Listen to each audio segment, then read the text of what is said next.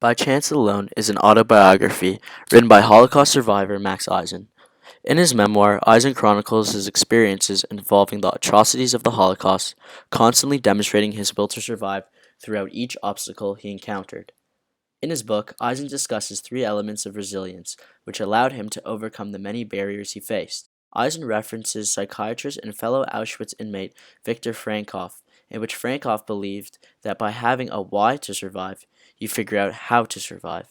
And in the words of Max Eisen, if you have a purpose, you will find a way. Eisen's purpose for survival was made very clear to him upon arriving at Auschwitz-Birkenau at the age of 15 in May of 1944. Eisen was separated from almost his entire family, leaving him with just his uncle and father. The three of them would only last 2 months together before his uncle and father were selected for medical experimentation.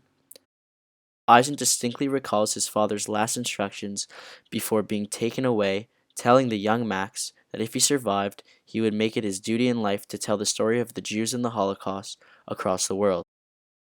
As this would be the last time that Max saw his father, Max honored his wish and used it as his motivation to defy all odds and prevail over mass extermination.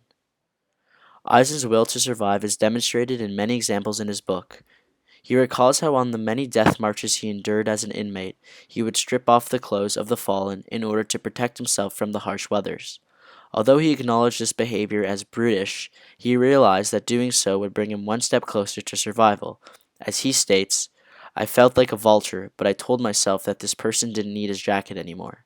This was an act of self-preservation. The second element of resilience discussed in his book is preparation, in which he used to combat chaos and evil when liberty and freedom had been taken away.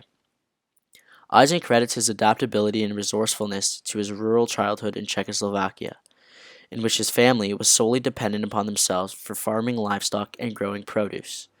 His independence and aptitude as a young boy proved vital to his survival, as his skill set landed him a job as a blacksmith worker, which allowed him to work in a sustainable and warm environment instead of working in the tunnels in which many of his inmates died upon the tunnel's collapse.